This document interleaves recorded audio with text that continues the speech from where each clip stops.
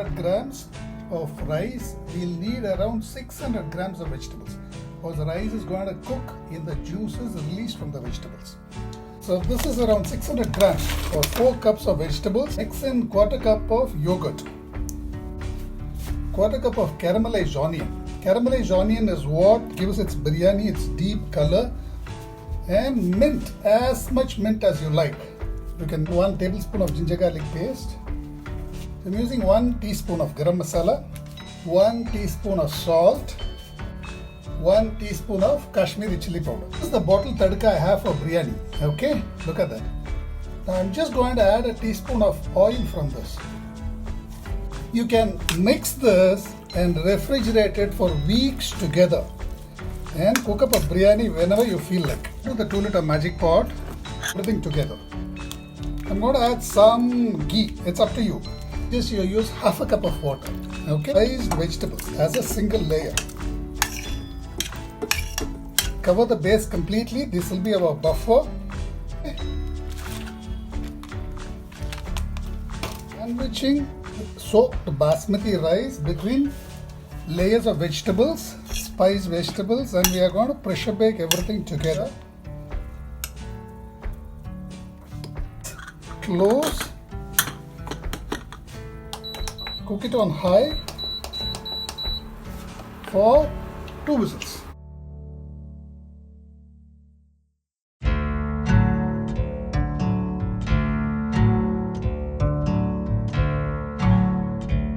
Some yogurt for a bit of sourness, color and flavor.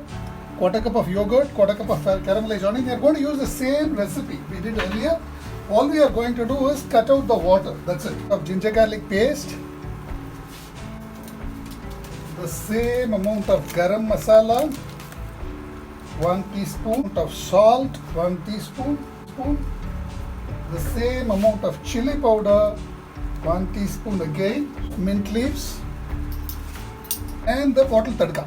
Okay, just add a couple of teaspoons. The bottle tadka has cinnamon, bay leaves, star anise, everything which you use for Mughalai dishes.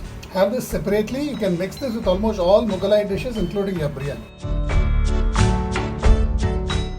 The core processes are all same, okay? Just the implementation is slightly different. I have just added a tablespoon of ghee. This is a 2-liter magic pot. This is ghee.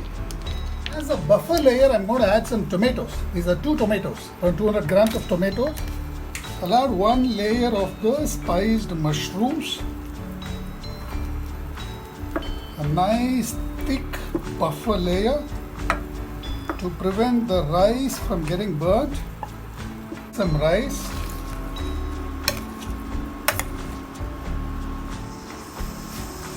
Spread it out. You can safely fill this to the brim. Mint leaves, if you are a fan of mint like me. Instead use green chilies. Try to reduce the use of biryani masala. Instead use caramelized onions, ginger garlic paste and mint. Try cutting out spices almost completely. You'll be amazed at how complex and delicate the flavor becomes. Spices are harsh. Okay, try to use as little of them as possible. I want to do a biryani one of these days with no spice at all. I'm sure it will come out well. Look at the top. It needs to be completely covered. Close. And cook on high. I'm going to switch this off right now. Okay, are you ready? Happening.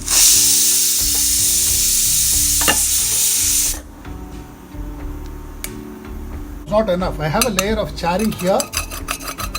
So instead of half a cup, I suggest you start with 3/4 of a cup because of stuff.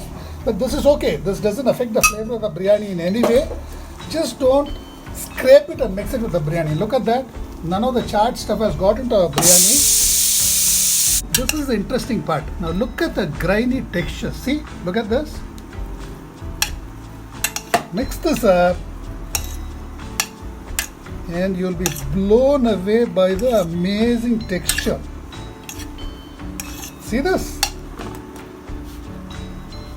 Every grain is separate.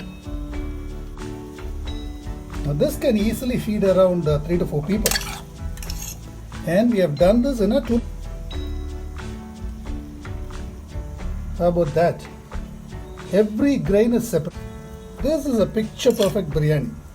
And it's mind-blowingly simple to make. Any one of you can do it. You can experiment. You can just vary every single thing which has gone into it. You can vary the vegetables, you can vary the spices, you can vary the starch, you can vary the liquid. Instead of yogurt, add coconut milk or add stock. Vary the vegetable combinations, vary the TADKA ingredients. This is a template, okay? This is guaranteed to give you perfect results. Just play around with the template, change each variable, and every change would give you a fantastic biryani. How about that? Looks good, no? Look at that beauty over there. Just switch the... Now, look at the bottom. We have not added a single drop of water, yet there is absolutely no charring at the bottom. Are you able to see this? Look at that. See? There's an intensely flavored mushroom biryani. Every grain is separate. Now, when it settles down, this gets firmer. Even now, I don't see any rice grains sticking to each other. This will only get better and better as it cools down. Okay? Do not release the pressure for biryanis. The more time you give for the spices to work their magic, the more flavorful your biryani will become. So there you go. We have cooked almost 2 kgs of biryanis. This is the vegetable biryani with a bit of water. You had a bit of charring here because the water quantity was not enough, and also the spices touched the bottom. Spices from the vegetables touched the bottom. We cooked this without a single drop of water. We did not have any charring because we added a buffer layer. The spices did not touch the bottom. So play around with the water quantity, play around with the ratios, play around with the flavorings. Cooking a biryani is child's play. Thanks a lot.